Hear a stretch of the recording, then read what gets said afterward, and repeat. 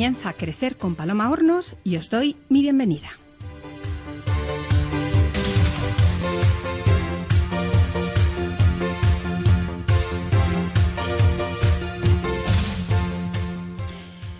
Marcel Proust, a finales del siglo XIX, afirmaba que el verdadero viaje del aprendizaje consiste no en buscar nuevos paisajes, sino en mirar con nuevos ojos. Hoy, en Crecer con Paloma Hornos, vamos a descubrir nuevos enfoques, nuevas miradas, nuevas formas de enseñar y de aprender, ahora precisamente en este mundo cambiante. Para hablar de emociones, de emocionarse y de aprendizaje, hoy nos acompaña Chema Lázaro. Muy buenas tardes, Chema. Hola, muy buenas tardes, ¿qué tal? Encantada de tenerte aquí. Chema es maestro de primaria, máster en neurodidáctica, siendo profesor de diversos másteres de neurodidáctica y profesorado. También es fundador de Newco Educación, empresa del sector de la educación que apuesta por un cambio metodológico basado en los avances de la ciencia en el campo de la educación. La atención del estudiante se capta y la concentración se entrena. Atentos estamos para conocer el enfoque de la neurodidáctica, así que sin más preámbulos, comenzamos.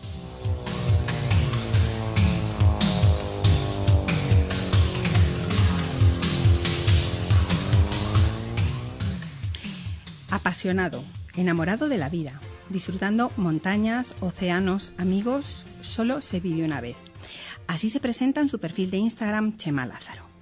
Como decíamos, maestro de primaria, apasionado por la neurociencia hasta el punto de especializarse en neurodidáctica y ser cofundador de una empresa de formación basada en eso, en neurodidáctica. Chema, cuéntanos en qué consiste exactamente la neurodidáctica. Comencemos por ahí. Bueno, pues es una disciplina transdisciplinar, es un modelo, una forma de entender, compuesta por tres grandes disciplinas. Por un lado, todo el campo de las neurociencias, lo que se estudia a nivel neurocientífico. Por otro lado, la psicología, mucha y en gran medida psicología cognitivo-conductual o una parte de neuropsicología, que es donde abordan muchos de estos estudios y que ha tenido una pata muy importante en educación durante mucho tiempo. Y la tercera gran pata, que es la del aprendizaje, que es la pata de la pedagogía. Entonces, si nos concentramos en el medio de ese tridente, encontraríamos esta disciplina de la neurodidáctica, de ver qué es lo que se hace o los estudios que se van haciendo en el campo de neurociencias y cómo podemos adaptarlos a la didáctica, a la práctica de aula, en función del momento de neurodesarrollo en el que están los alumnos. Un poco así, a modo de resumen. ¿Y hay alguna diferencia? Supongo que sí. ¿En qué se diferencia la neurodidáctica de la neuroeducación? Pues yo creo que la neurodidáctica va más enfocada a la didáctica. ¿Qué estrategias concretas? Oye, pues según vemos esto, podemos estructurar un modelo de unidad didáctica de esta manera. Lo podemos trabajar así. La neuroeducación va más enfocada al estudio del cerebro en el campo educativo, no tanto a la practicidad de cómo eso se traduce en una experiencia didáctica. ¿Podríamos decir que la neurodidáctica va orientada más al docente y la neuroeducación, el foco es el alumno? Bueno, yo creo que más sería la neuroeducación en investigar el cerebro en entornos de enseñanza y aprendizaje. Y la neurodidáctica sería esto que dicen estos investigadores en el campo de la neuroeducación, cómo yo lo puedo aterrizar en prácticas didácticas. Por ejemplo, si han descubierto el impacto que tiene la curiosidad en el aprendizaje, pues cómo yo traduzco esa palabra de curiosidad dentro de una unidad didáctica. ¿En qué lo transformo? Pues en empezar una unidad con un vídeo motivacional, en suscitar preguntas ante las dudas que tiene el alumnado, ¿no? Eso es una forma, a lo mejor, de empezar a canalizar esa parte. En la educación del siglo XXI, esa en la que de repente parece que hemos llegado sin esperarlo demasiado, ¡pum!, nos hemos vuelto medio virtuales o virtuales enteros y ha sido a marchas forzadas. ¿Cuál es la función de la figura de la neuroeducación en un centro escolar en esta realidad ahora mismo? En septiembre de 2020, ¿no? Sí. Pues además de incierta. Es incierta, pero como el contexto para todo el mundo, yo creo que, por ejemplo, algo que nos puede brindar mucho es entender cómo funciona el cerebro de un niño de infantil o de una niña infantil o de un adolescente y en función de eso cómo podemos programar, por ejemplo, la enseñanza virtual, la enseñanza online o un modelo blended. ¿Cómo lo podríamos trabajar? Pues está claro, por ejemplo, que en educación infantil hablar de virtualidad es, en mi opinión, hablar de una quimera. O sea, es muy complejo. ¿Por qué? Por los tiempos atencionales, porque la propia edad requiere de otras estrategias que no son a través de la interacción con una pantalla, que incluso el uso de la pantalla necesita la mediación de un adulto. Bueno, ahí tenemos ciertas pistas. Y un adolescente, pues podemos hablar de lo contrario, ¿no? ¿En qué hora del día sería más conveniente programar la clase online para que sea más productiva? ¿Qué tipo de tareas van a funcionar mejor? ¿Cómo le podemos enganchar? ¿Cómo podemos generar la interacción, ese vínculo social también a través de una pantalla, ¿no? Que sí. Cuando, por ejemplo, en el aula tiene tanto peso la relación que tenga el profe con su alumno, pues esto sería alguna de las pistas que nos puede dar, porque recetas no va a haber, o sea, esto nunca existen. Nunca. Son pistas para que cada profe, en cada contexto, y esto sí que es importante porque esto es muy, muy neuro, el saber que las prácticas no funcionan en todos los contextos igual, sino que necesitan de una adaptabilidad, de una análisis del entorno para a partir de ahí empezar a aplicar las técnicas. No son extrapolables en un instituto de Cádiz que en otro de Bermeo. Porque los contextos son diferentes. Contextos, idiosincrasia y mil factores. ¿Es muy distinto a lo que estaba previsto esperar para septiembre del 2020? Sí, quiero decir, el abordaje que estás planteando es muy orientado hacia el mundo virtual. ¿No contábamos con esto? Bueno, yo creo que sí. Volcarnos en el virtual ha cambiado mucho. Antes de marzo de 2020, yo diría que no había ninguna intención de volcarnos hacia lo virtual, ¿no? Era un mundo muy cierto, ¿no? En el que tú tienes un temario que dar, un curso, una cantidad de alumnos, un cole, un horario, y de repente pues decretan una pandemia, no está alarma y todo esto se pone patas arriba, ¿no? Y la mayor parte del profesorado, con un criterio fantástico, intenta salir adelante como buenamente puede. Cierto. Y esto ha sido pues flipante y de halagar mucho, ¿no? Llega el verano, la gente necesita un descanso porque la mayor parte del claustro ha petado por las condiciones, el sobretrabajo. Y ahora que ha ocurrido, que el plan que teníamos establecido pues parece que no era tan como nos estaban dando a indicar, ¿no? Y entonces la incertidumbre ahora parece todavía mayor porque no hay un consenso de si hay que volver a las aulas o no. Hay mucho miedo. Ese miedo es difícil de canalizar, de qué horas, cómo lo vamos a hacer, en qué condiciones. Encima se sobrecarga el profesorado de tareas que no son de un profesor. O sea, un profesor no tiene que estar vigilando el hacer de médico, de personal de limpieza, bueno, yo qué sé, es que hacen de todo. Y entonces, claro, la didáctica se nos está olvidando en cierta manera, porque es que no entra todo en la caja. No es una cuestión de incompetencia, es una cuestión de que no entra todo. Y si tienes que estar vigilando 25 porque tampoco les han bajado las ratios a que no se contagien, porque contagiarse es mucho más importante que incluso los ministros están hablando de esto, pues entonces es una incertidumbre alucinante. Si a esto sumamos en que somos un país que digitalmente somos poco competentes, en líneas generales, esto no es una cuestión del profesorado, es una cuestión general como país, poca inversión en I+D+I, en tecnología, etcétera, pues hablamos digitalmente, ¿verdad? Claro, hablamos digitalmente. Entonces, a la hora de preparar un entorno digital de aprendizaje, pues es mucho más complejo. ¿Qué ha ocurrido además también? Y esto ya es una opinión a lo mejor un poco más personal, que creo que esa falta de competencia nos ha hecho no atender esos otros campos que habíamos ganado en el campo de la presencialidad. Por ejemplo, ya teníamos muy asumido que el aprendizaje cooperativo era algo que funcionaba en las aulas y que había que interaccionar con otro perfil de alumnos para poder construir aprendizaje. Pues esto en el entorno virtual lo hemos perdido. Hemos pasado a un modelo one-to-one en el que el profe explica, el alumno escucha, el profe manda una cantidad de ejercicios y el alumno realiza una cantidad de ejercicios y encima los hace individualmente. Bueno, pues a lo mejor es un buen momento para formularnos una pregunta de cómo podemos conseguir que el alumnado en el escenario virtual siga cooperando dentro del aula, ¿no? O podemos en el escenario virtual también cuestionarnos por qué el aula tiene que ser como es. A una hora del día conectarnos X personas para transmitir una cantidad de información en un tiempo determinado. Igual el concepto de aula lo podemos romper y podemos crear otro concepto nuevo partiendo de la realidad en la que estamos, ¿no? Sobre todo yo creo que esto es muy planteable en etapas finales de primaria y sobre todo secundaria y bachillerato. Claro, hay una necesidad de autonomía en la parte de la no presencialidad que desde luego el alumnado de infantil y de primer ciclo de primaria no se puede permitir. Yo creo que están condenados o a que el colegio esté cerrado o a dar clases dentro de las aulas. Bueno, principalmente porque no están igual de motivados ni disponen de los mismos medios ni madurativamente están preparados para otra cosa. ¿Qué formación requiere un neuroeducador? Pues requiere, fíjate, la primera creo que requiere más formación de pedagogía, de didáctica, de conocer el aprendizaje mucho más que del propio cerebro. ¿Por qué? Porque muchas veces el propio cerebro son palabras, neurotransmisores, áreas, cosas a lo mejor que yo no sé si al profesorado esto realmente le aporta un valor excesivo. El saber siempre es bueno, esto es innegable.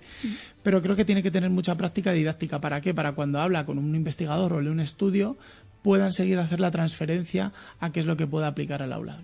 Y luego creo que es una pata muy importante y es el conocimiento de la psicología, ¿no? De cómo funciona psicológicamente un niño, qué necesidades tiene. Yo hablaría de 3 patas. Tiene que formarse en el neurodesarrollo, qué pasa en cada cerebro en cada momento, es súper importante, vinculado a eso, qué etapas a nivel neuropsicológico establecen y cómo podemos formular la parte de la pedagogía, ¿no? Y aquí hablaríamos de la introducción, por ejemplo, de la tecnología, en qué momento, en qué fase construimos los procesos de lectoescritura, en función de cómo sabemos que ese cerebro va madurando.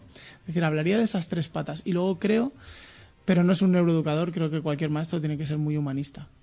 Creer mucho en las personas, porque esto es uno de los grandes mensajes que tiene la neuroeducación, ¿no? Este mensaje de crecimiento, ¿no? De que la mejora siempre es posible. Y esto un educador tiene que tenerlo siempre presente. Ha de creer y la de gustar, sin duda, las personas. Exacto. De la infinidad de frases profundamente interesantes que nos regalas en cada una de tus intervenciones, en este programa nos hemos quedado con la atención se capta, la concentración se entrena.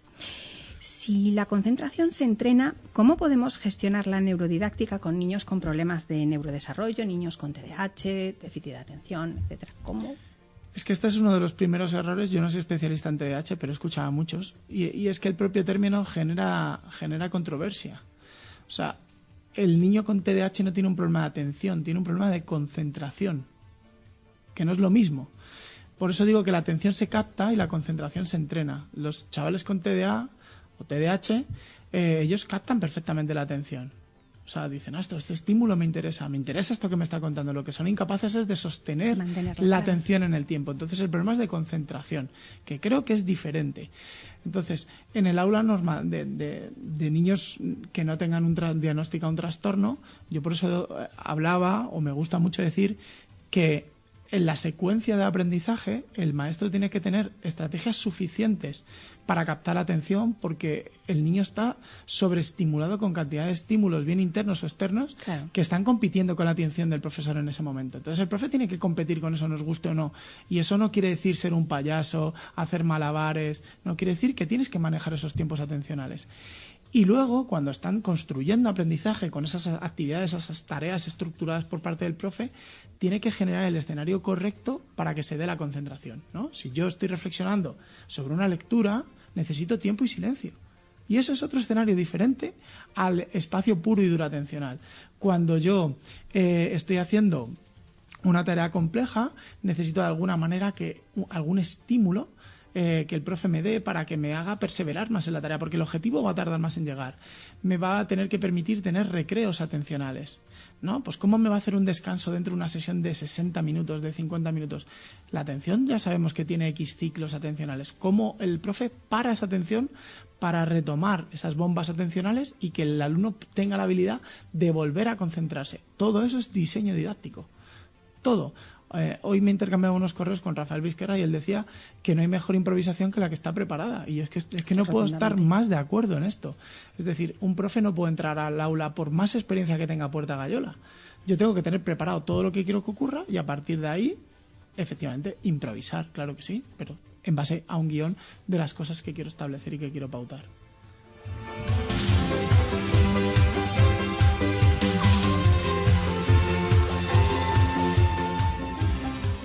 Chema Lázaro no era lo que se conoce como un alumno sobresaliente, lo cual es un consuelo para muchos, en los cuales yo me incluyo, y tampoco es maestro por vocación, porque lo que él quería ser era biólogo marino. Sí, bueno, no he sido un buen estudiante, pero tampoco he sido malo. Por supuesto, si no hubieras llegado hasta aquí, he pasado todos mis cursos fantásticamente bien. Tengo una madre que ha sido un auténtico tutor literalmente, de que no se desvíe ese palo cuando crece. Pues sí, es mi pasión, me encanta el agua, me encanta... Yo creo que, fíjate, la biología marina, con el tiempo he analizado, digo, ¿por qué me gustaba tanto? Porque en el fondo era un escenario tan desconocido, el océano se sabe tan poco de él, hay tanto que aprender, que fíjate, haciendo el paralelismo, digo, a lo mejor es que termina que me va gustando el cerebro porque es algo parecido, porque en realidad se saben 4 cosas de todo el entramado que tiene. Digo, igual lo que me gustan son las cosas un poco como los escape room, ¿no? Ir descubriendo poco a poco lo que ocurre. Pero es verdad que me apareció la vocación muy pronto. O sea, tuve una profe en cuarto de la ESO que enseguida me guió, me dijo, mira, se te da muy bien estar con las personas, escuchas muy bien, yo creo que por aquí, y enseguida... Y no he hecho otra cosa en mi vida, ¿eh? Desde que estudié y me empecé a trabajar ya profesionalmente, he trabajado formal, no formal, pero siempre en el campo educativo. De hecho, trabajaste en una ONG como educador de calle. ¿Qué aprendiste de la calle y qué te impactó de ella, tanto como para trasladarla a las aulas, sin duda? Pues mira, trabajé aquí en el Ayuntamiento de Madrid con una ONG, con CEAR, con la Comisión Española del Refugiado, en unos proyectos que tenía el Ayuntamiento por aquel entonces que se llamaba Servicios de Dinamización en Espacios Públicos. Básicamente lo que éramos mediadores interculturales, porque hubo un boom muy grande, sobre todo población del este, población latina, especialmente ecuatoriana, por la zona sur de Madrid, especialmente donde más se concentraba, y aprendí lo importante que es entender a otro para poder intentar construir algo juntos. Es decir, yo no podía intentar trabajar con un colectivo de población ecuatoriana en la integración del barrio si no conozco la propia idiosincrasia de la cultura ecuatoriana, ¿no? ¿Por qué juegan a aquaboli? ¿Qué supone cocinar en la calle o comer en la calle? Es decir, hay veces son factores culturales que las cosas no se cambian por trasladarse de un sitio a otro, ¿no? Entonces esta escucha me ayudó mucho. Y sobre todo, que los problemas y las problemáticas son de todas las personas igual, da igual del género, del contexto. Todo el mundo en la raíz tiene las mismas preocupaciones, ¿no? Si tienes hijos, que tus hijos están bien, que no te falte de nada en la medida de lo posible, que todo el mundo quiere que sus personas sean íntegras, ser feliz en el amor, y a partir de ahí luego ya uno construye las demás cosas. Pero creo que casi todos los perfiles aprenden eso. Y luego he visto muchos chavales con muchas dificultades de verdad. O sea, de verdad. O sea, niños que no iban al colegio porque no tenía quien los llevara. Y niños que, claro, que cuando alguien no tiene expectativas ninguna sobre ellos, tú dime cuál es el perfil que tú tienes. Entonces, claro, cuando yo luego ya empecé años después, en el último cole que estuve, en el Leonardo, y veía a un chaval con TDAH o negativista desafiante, sin quitar la dificultad... Sí. Yo decía, esto es intervenible. Yo quiero decir que tiene una familia detrás que lo está apoyando, que tiene unos medios. Digo, pues venga, pues vamos a trabajarlo. Es decir, de alguna manera un poco no a banalizar, pero sí a dar la importancia que tiene a las cosas que realmente son importantes, ¿no? Y dentro de esa empatía, pues efectivamente entender a una familia cuando llevan 5 o 6 años con un hijo que no entienden el trastorno que tienen, por fin le ponen un nombre, y el alivio que esto supone cuando un educador dice, venga, vamos a tratar la dislexia de tu hijo o de tu hija, yo te voy a ayudar, vamos a hacer este perfil de actividades, vamos a hacer esto otro. Creo que esto es una parte muy importante que hace un educador, ¿no? De acompañar a las familias, no solo la transmisión de los conocimientos, sino a veces también en ese ir y venir emocional que es ser padre, que a veces crear ese entorno para que todo florezca realmente. Eso es. Viajamos en el tiempo y nos trasladamos a los años 2013-2014. Recibes el Premio Nacional de Innovación Educativa por un proyecto desarrollado junto a tu alumnado, Pizarras Abiertas, y planteas Open Space de Educación, un formato de taller que facilita la generación de ideas y reflexión. ¿Qué supusieron para ti en aquel momento, hace 7 años, aquellos 2 proyectos? Que además Pizarras Abiertas sigue de alguna forma, ¿verdad? Sigue, pero bueno, se murió el proyecto por razones ajenas a mí, dejémoslo ahí, ¿no? Vale. Pues supusieron prácticamente todo a nivel de cambio, ¿no? Sí. Yo soy un poco cíclico y es verdad que cada X tiempo necesito cambiar. Necesito un reto nuevo, empezar a cambiar.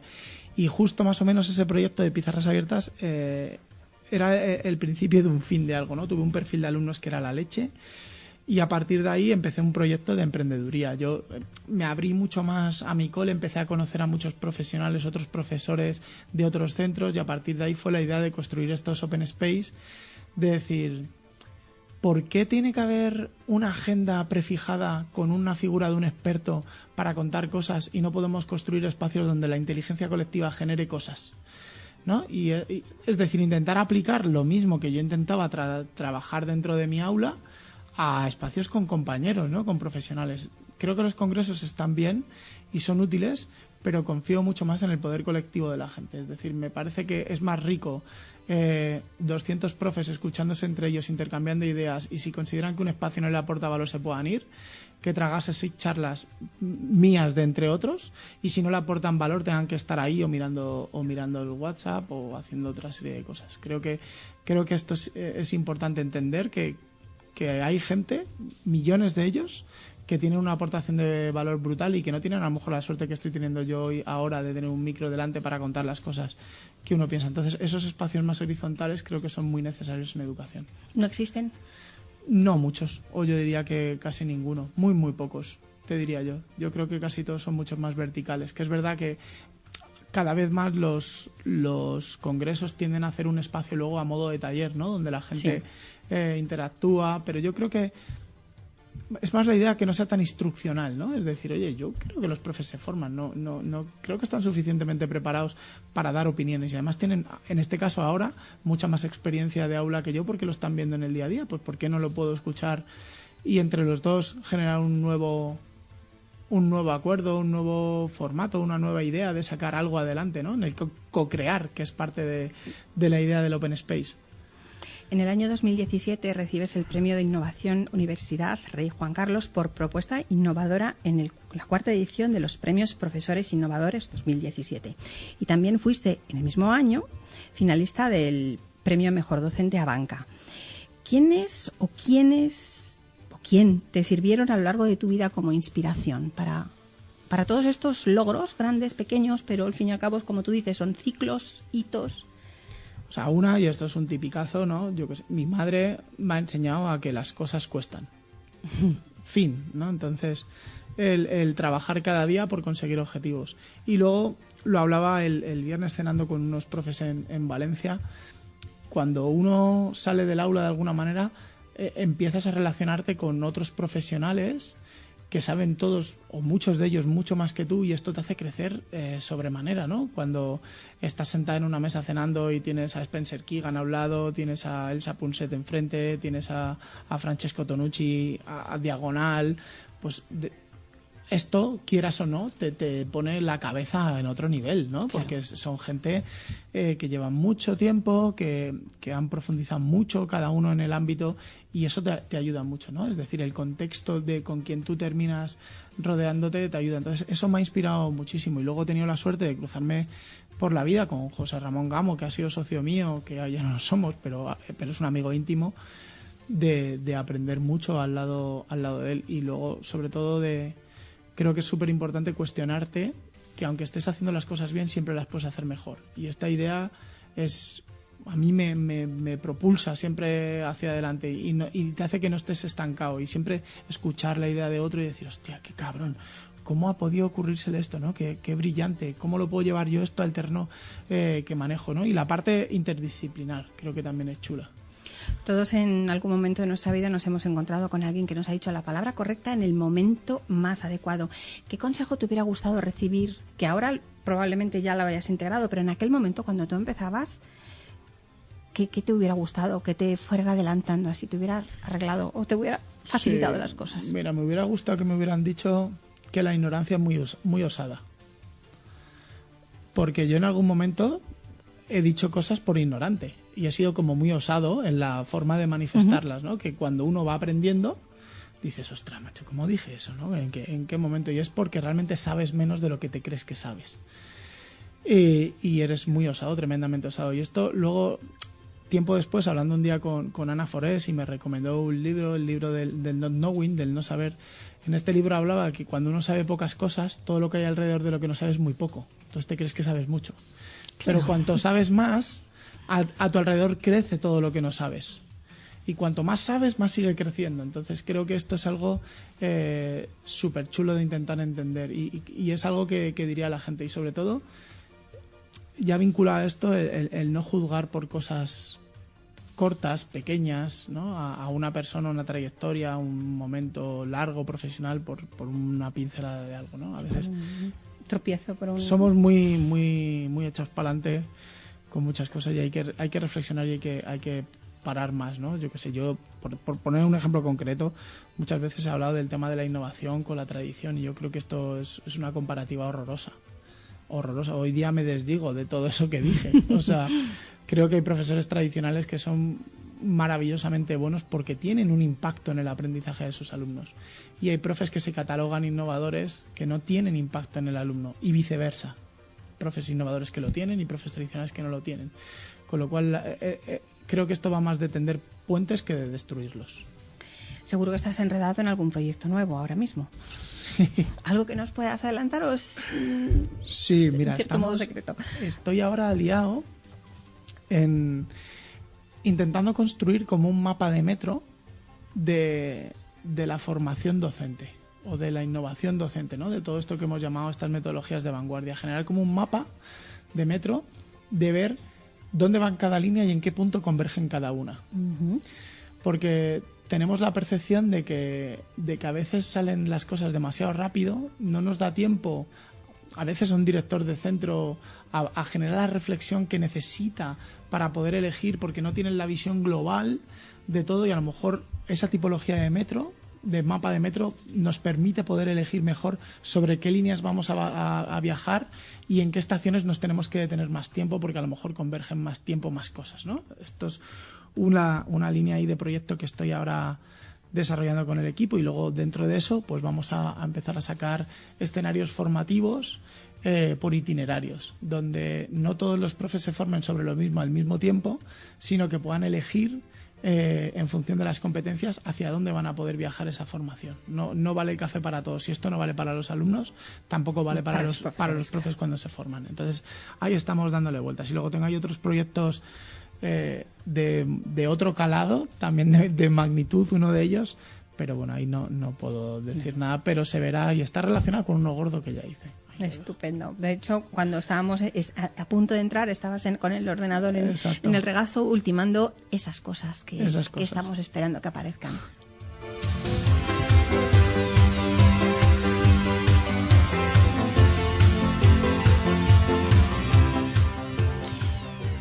Los de nuestra generación, concretamente, estudiábamos para quedarnos con conceptos, vomitarlos en el examen y dejarlos en el olvido, ya que tanto las calificaciones como los exámenes estaban planteados así. Hoy en día es imprescindible la motivación, que el alumno tenga interés en investigar, en informarse, en experimentar, en descubrir, para que lo aprendido perdure. ¿Cómo podemos motivar a nuestros jóvenes a aprender y retener el conocimiento para toda la vida o para cuando les haga falta?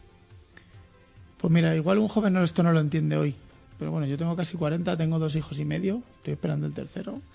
Entonces diré que el conocimiento va a ser lo que a una persona le va a hacer libre de verdad, de verdad. La gente que no tiene barreras mentales, no esta libertad ficticia de pensar que elijo cosas, ¿no? Esa libertad que te da el conocimiento, que te da el manejarlo. Entonces yo tiraría por ahí, ¿no? Y luego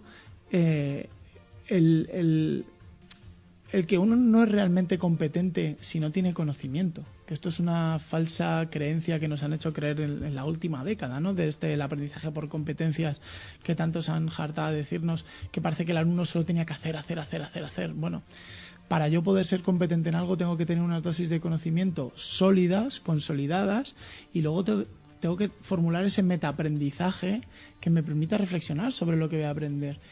Y a la hora de motivarnos, desde luego, yo hablaría me gusta mucho el principio de la automotivación de decir Ryan, esta teoría que ellos hablan de 4 grandes escenarios, y es: dime para qué vale, dame un propósito, dame autonomía, es decir, déjame tomar decisiones sobre el proceso de aprendizaje, muéstrame la maestría, cómo evoluciono, es decir, dame evaluaciones formativas, no solo me califiques, y déjame construir este aprendizaje de forma social, en interacción con otros chavales, con otros compañeros. Y creo que esos 4 grandes principios son estratégicos para que se da la motivación, que si muchos de nosotros remontamos y hacemos análisis de grandes profes que hemos tenido, con intuición, sabiéndolo o no, hacían esto dentro del aula. Hablamos de sistemas de aprendizaje. El enfoque del aprendizaje del siglo XXI estimula a trabajar de forma cooperativa. ¿Por qué es tan bueno este sistema de aprendizaje? ¿Qué tiene de especial frente a otros de otras épocas? Pues porque el cerebro es un órgano social y se relaciona con otros cerebros y aprende a través de la interacción con otros cerebros, especialmente en los primeros años de vida. Esto está en consonancia, por ejemplo, con lo que hemos estado hablando ahora de la inclusión, por ejemplo, de la inteligencia emocional. ¿Qué valor tiene la inteligencia emocional en el aprendizaje vinculado con el cooperativo? Pues porque uno no solo se desarrolla de una manera integral, sino que aprende a conocerse, aprende a conocer a los demás, aprende a relacionarse en el contexto y porque el mundo es social. Esto es algo que tenemos que meternos en la cabeza. Es decir, el que yo, desde mi posicionamiento, sea capaz de empatizar con otros posicionamientos lejanos al mío, esto creo que se antoja no necesario.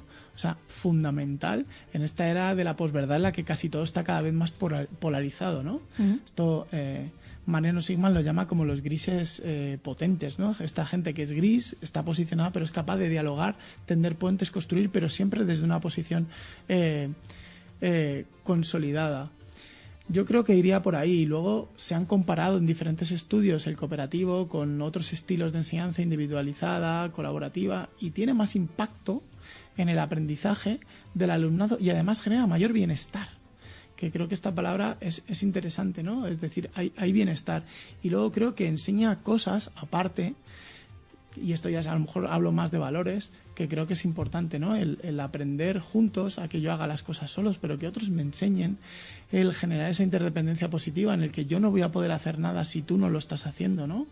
El aprender en el equipo en el que uno tiene una responsabilidad individual de cara al grupo, ¿no? A mí esto me parece fundamental. En la vida en sociedad luego será así, ¿no? Sin duda, claro. ¿Qué responsabilidad tienes tú individualmente como ciudadano de una ciudad para que esto sea mejor como grupo, ¿no? Creo que esto es un pensamiento colectivo que nos ayudará a evolucionar más como conjunto de sociedad.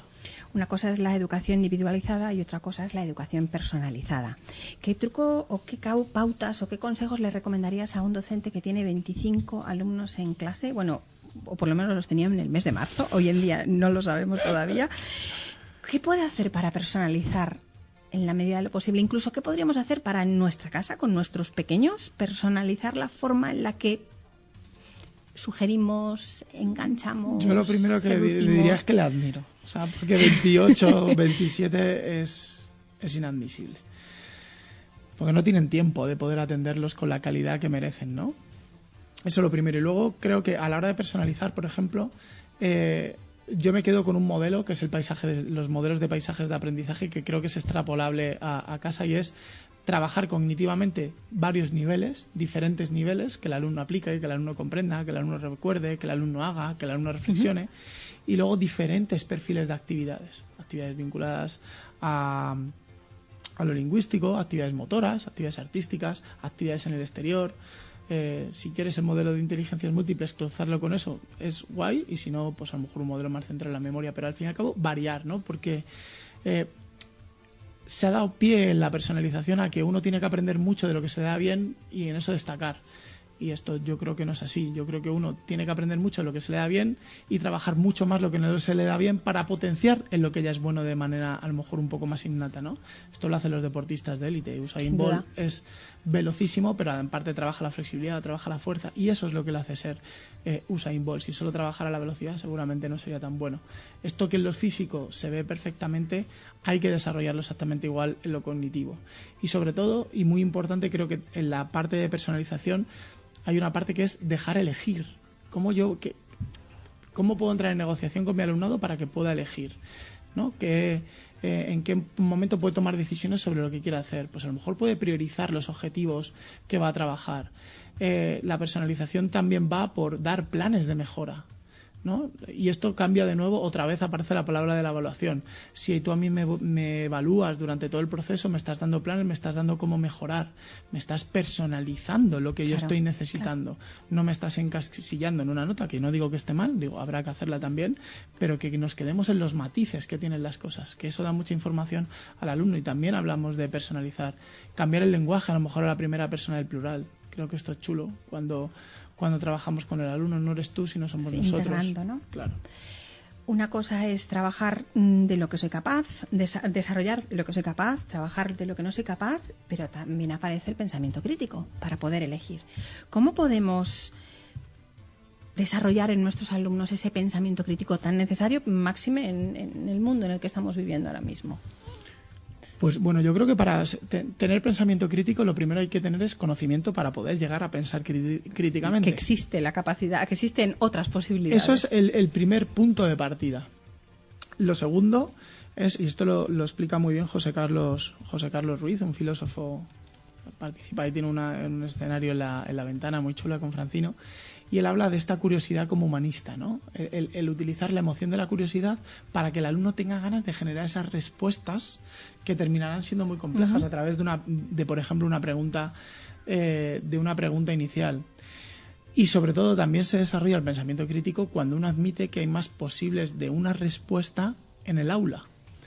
Es decir, si tú solo trabajas con operaciones cognitivas de orden inferior, lo que va a ocurrir es que de 25 alumnos, 25 van a contestar lo mismo, porque las partes de la planta son las partes de la planta, fin de la cita. Claro. Ahora, si yo me empiezo a cuestionar cuáles podrán ser los mejores tipos de planta para repoblar X clima, ahí la respuesta varía, ahí hay un pensamiento crítico que yo estoy formulando, ahí puede haber un plan de futuro, un plan de valores, ¿no? Porque a lo mejor si los que repoblaron el norte de España con los eucaliptos se hubieran hecho estas preguntas de qué ocurriría a futuro si repoblamos de una planta barata y económica todo el bosque, pues a lo mejor ahora tendríamos otro perfil de bosque en el litoral y eso conllevaría otro perfil de vida, y eso es pensamiento creativo y pensamiento crítico.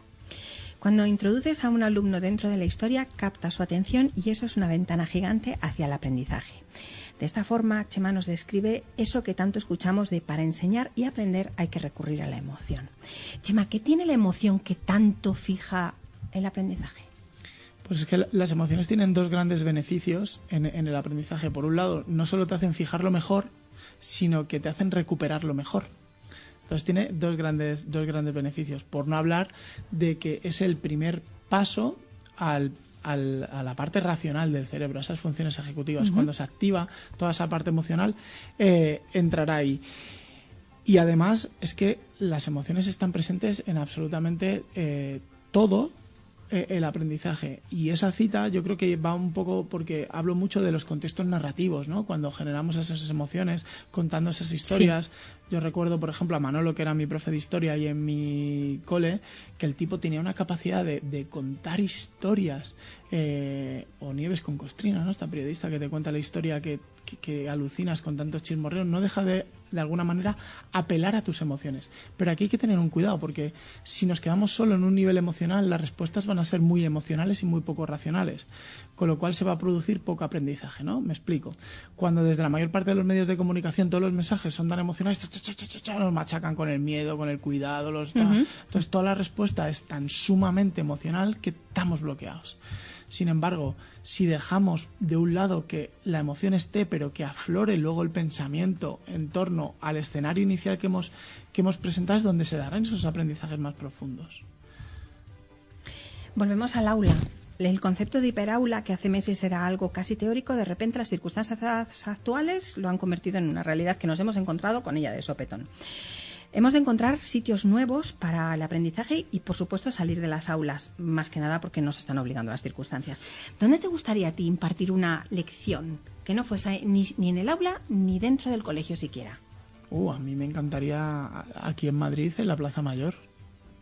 Vaya sitio, sin duda. Qué poético. Yo creo que cualquier escenario es bueno para aprender, y esto tampoco es ninguna innovación. Ginés de los Ríos se llevaba a sus chavales a la Pedriza a explicar los diferentes contextos. Es decir, yo creo que depende del objetivo, puedes perseguirlo, ¿no? Pero, por ejemplo, muchos coles ahora están abriendo aulas naturales, ¿no? Ya, dado que el COVID necesita esta ventilación, estos espacios abiertos, pues, por ejemplo, están abriendo fuera de lo que es el aula otros escenarios, otros espacios. Yo creo que eso también, de alguna manera, al alumno le relaja, ¿no? La neurociencia, por ejemplo, ha demostrado que las formas que terminan en pico generan estrés y generan ansiedad. Por eso, a lo mejor, el mobiliario infantil es como mucho más redondeado, tiene otros colores porque genera mayor confort, ¿no? Sin embargo, las otras aulas son más estresantes en esa parte. Bueno, yo creo que cualquier escenario, pero yo, por ejemplo, siempre pongo muchas veces el ejemplo: qué mejor manera de aprender los romanos que subir a Cercedilla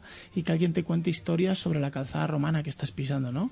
Esa capacidad de evocar que uno pueda llegar a tener, ¿no? Yo soy súper partidario del uso de las excursiones como un vehículo de aprendizaje alucinante. En el cole de mis hijos, por ejemplo, no sé si tienen 4 o 5 al trimestre, que se van al trimestre, son muchísimas.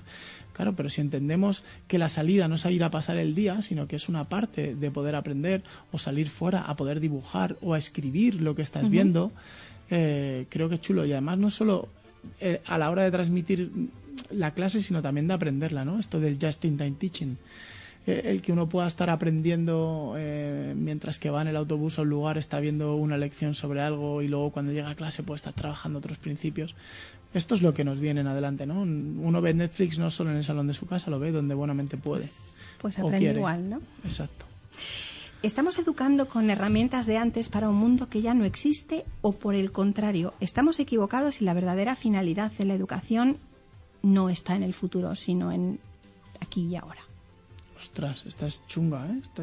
No era a pillar, lo siento. No, esta es muy buena. O sea, yo es que, fíjate, yo ya no sé si el mundo ha cambiado tanto o no ha cambiado tanto. Yo aquí tengo un jaleo. O sea, yo creo que ha cambiado el envoltorio, pero no sé si el fondo ha cambiado demasiado.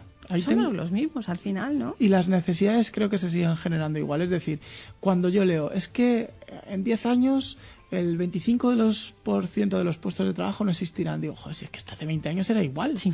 O 30, ¿no? Es decir, claro, mi abuelo no se imaginaría un influencer y yo seguramente no me imaginaré que ocurrirá X en el futuro. Creo que estos son problemas que tienen las diferentes generaciones. Lo que sí que me cuestionaría es si realmente el sistema educativo es lo que queremos o lo que necesitamos. Porque creo que esto de que el sistema educativo no funciona, yo esto no estoy muy de acuerdo. Yo creo que el sistema educativo funciona perfectamente para el mundo que queremos tener. La pregunta es, ¿queremos otro mundo con lo cual este sistema no nos está valiendo para dar respuesta a este mundo?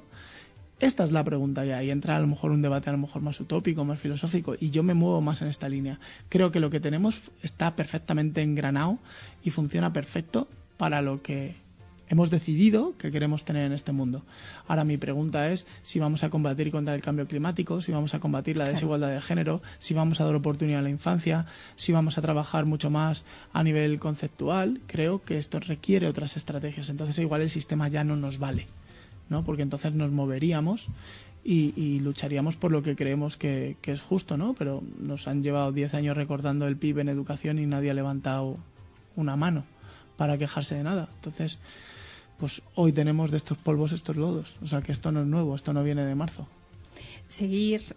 Plantearse futuros distintos, al final lo que nos lleva es a tener una mentalidad de crecimiento, sin la cual sería imposible plantearnos otros escenarios.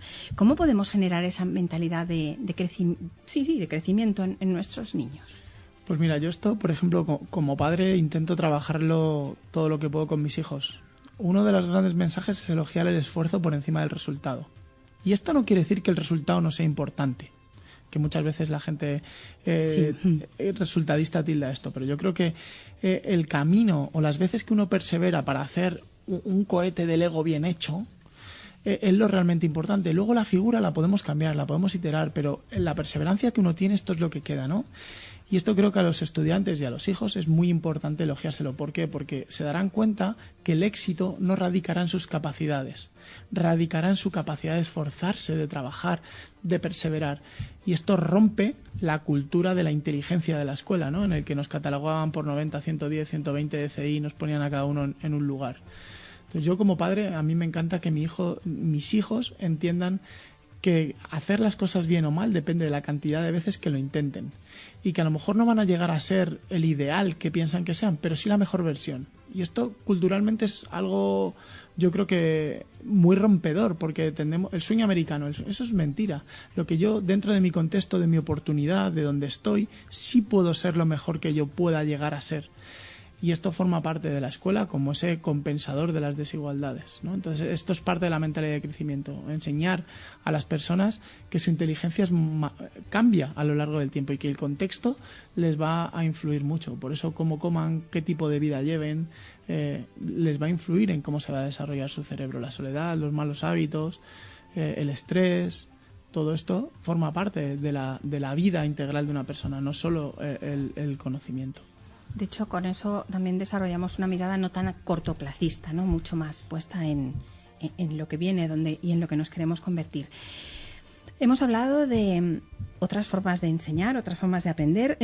Has mencionado que, bueno, pues la educación está sobreviviendo en muchas ocasiones. ¿En qué punto se encuentran los docentes en este momento? ¿Qué aspectos deberían mejorarse para que los docentes tuvieran ese reconocimiento, que sin duda es una profesión que lo merece porque en sus manos está puesta toda nuestro futuro, ¿no? Como dicen los utópicos. O sea, para mí la palabra clave es darles recursos. Ya está, hay que invertir dinero en ellos. Que es justo lo que acabas de decir, que lleva muchos años. Es que tampoco hace falta mucho más, ¿no? Es decir, si tú a mí me das medios, me quitas ratio y me das apoyos, yo trabajo mejor. Si me persigues, que me dices que tengo que hacer los mismos objetivos con menos tiempo y más alumnos, pues no puedo, porque todo no entra, ¿no? Hay un refrán muy claro que es o chequera o tijera, ¿no? Porque o recortas de un lado o metes dinero en otro, porque todo no entra. Esto es lo primero. Y luego yo creo que los profes actualmente están en una primavera educativa, ¿no? Que cuentan Ana y Jesús. Una primavera en la que hay una cierta necesidad de cambio. Parece que está ahí, que lo estamos tocando y que lo vamos a impulsar. Y yo creo que estos contextos tan distópicos son generadores muy buenos para que se promuevan los cambios, porque generan mucha necesidad. Y luego creo que como colectivo lo que tenemos que tener claro es que la autoformación, el desarrollo profesional y el estar constantemente formados es algo rigurosísimo, ¿no? Yo creo que cualquier profesional bueno es aquel que constantemente se está reciclando. Si a esto le sumas la importancia que tiene en la profesión docente dar clases, tener la experiencia, pues entonces vamos teniendo profesores con un calado alucinante. Pero claro, si tenemos profesores con mucha experiencia pero poco formados en las necesidades actuales del contexto, pues estamos complicados, ¿no? Porque nos guste o no, el mundo cambia. Y esto es algo que la gente tiene que asumir. O sea, el mundo está en constante cambio. Entonces, el cambio hay que abrazarle y hay que adaptarse y hay que, en la medida de lo posible, dar respuesta. Porque aunque uno no quiera, las cosas van a cambiar. Muchos de nuestros oyentes pertenecen a la comunidad educativa. ¿Nos puedes recomendar algún libro sobre neurodidáctica que les permita, por lo menos, asomarse así a este mundo? Mira, para mí hay 3, igual voy a decir 4, que me gustan mucho. Uno, por la forma de escribir, igual por lo que comparto en valores con él, en la forma de entenderlo. La vida secreta de la mente, de Mariano Sigman, creo que es una joya por cómo está escrito.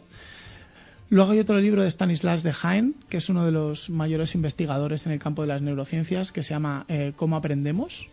O sea, que ya solo con el título te pone en un contexto brutal. Sí. Luego me gusta mucho por la estructura que tiene el libro de Jesús Guillén, que todos los que hemos leído neuroeducación hemos aprendido desde su blog, que es esta estructura de qué hice en los estudios, cómo lo hago en la práctica y mis reflexiones. Creo que esta forma de escribir es alucinante. Y luego creo que Ana Forés, el libro de neurodidáctica en el aula, que además te permite ir y venir dentro del libro, que fue mi primer libro que yo leí, es brillante. A mí serían a lo mejor los 4 por los que yo comenzaría.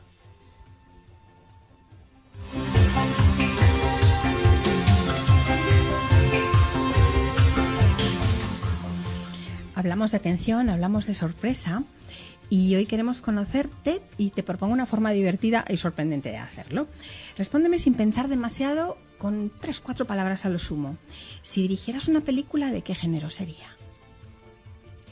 Aventuras. ¿De aventura? ¿Alguna en concreto? Aunque no sea, bueno, siendo biólogo marino frustrado. Aventuras, pues mira, por ejemplo, las 100 lenguas de viaje submarino. Pero, por ejemplo, me gusta mucho Los Goonies. Es una película sí, cierto, de los 80. Que me marcó mucho, por ejemplo, así. Stranger Things, Super 8. Eso es este rollo sí. Me gusta. ¿Qué le preguntarías a tu yo de dentro de 20 años si te lo encontraras? ¿Has conseguido ser íntegro contigo mismo? ¿Qué cara pondría? Espero. Si pudieras viajar en el tiempo, ¿dónde te preferirías ir? ¿Al pasado o al futuro? Al pasado. ¿Con algún objetivo concreto, aunque no sea confesable, ¿vale? Me encantaría pues viajar a algún conflicto bélico para entenderlo y verlo desde dentro. Me gustaría a lo mejor ver la Sorbona en el Mayo de París, Me gustaría ver cómo fue la América esta precolombina, no sé. ¿Y qué te traerías aquí ahora? Desde ese conocimiento... La verdad. Creo que es mi verdad, ¿no? Sí, por supuesto, claro. El intentar vivirlo, eso me gusta mucho. Sudamérica en general me llama mucho la atención como concepto de pasado, ¿no? Toda la parte de Allende, cómo ocurrió, cómo se construye, los movimientos estudiantiles, esto me llama mucho la atención. Sí, además no hace falta remontarse a un pasado muy lejano, ¿verdad? Si fueras capaz de cambiar algo en el mundo, ¿qué cambiarías? Es muy filosófico, muy utópico, pero ¿qué cambiarías?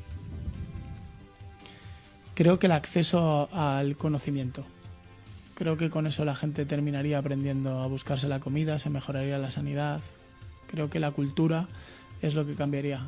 Generaría un mundo más culto, con mayor dosis de igualdad de cultura entre la gente. Creo que la cultura es oportunidad. Al final es crítica, espíritu crítico, lo tiene todo, ¿verdad? ¿Qué canción odias, pero que te sabes de memoria? Que odio el Despacito, igual, de los cojones. O el Resistiré, que lo odio a muerte. Es que nos han dado unas buenas tutes. Es que yo para mí creo que nos representa mi situación en la cuarentena. El mensaje además es cuanto menos es poco, no sé, poco proactivo, ¿no? Exacto, no, a mí no me caló. ¿Y lo más loco que has hecho por amor? Pues le pedí matrimonio a mi mujer desde la cima de la Neto, por WhatsApp. Bueno, o sea, no estaba ella, se lo pediste. No, ella estaba abajo. No, ella estaba aquí en Madrid. Por eso que tú estabas en el Aneto y ella estaba donde fuera. Creo que quizás ha sido así lo más loco. Pero igual lo más loco por amor es tener hijos. Que creo que es una forma de posponer un proyecto con otra persona en aras de criar. Creo que eso es un acto de amor guapo, no solo con tus hijos, sino también con tu pareja. Pues este es Chema Lázaro.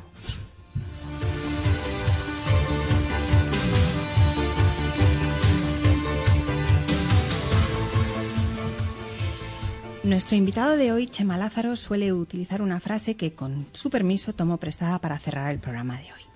La atención hay que secuestrarla, y secuestrarla con algo que al cerebro le encanta, la sorpresa. En el programa de hoy hemos comprobado con atenta sorpresa cómo, ilusionándonos y motivándonos, aprendemos. Nos hemos dado cuenta de cómo funciona nuestro cerebro y que en base a eso se pueden hacer las cosas de 1001 formas, a cual más apasionante. Y todo eso lo hemos hecho en la mejor compañía. Muchísimas gracias, Chema, por acompañarnos y ofrecernos la oportunidad de mirar el mundo de la educación a través de tus ojos. Muchísimas gracias, Paloma. Un lujazo tenerte aquí. El mío también lo es. Lo paso muy bien. Yo también, muchas gracias. Gracias y, cómo no, gracias a ustedes que nos escuchan fieles cada semana. Pasión rima con misión y también con ilusión y con motivación. Así que busquen cosas que les hagan vibrar. Disfruten, sueñen, colaboren, sean críticos y recuerden, tenemos una nueva cita la semana que viene, cada lunes a las 5 de la tarde en Crecer con Paloma Hornos.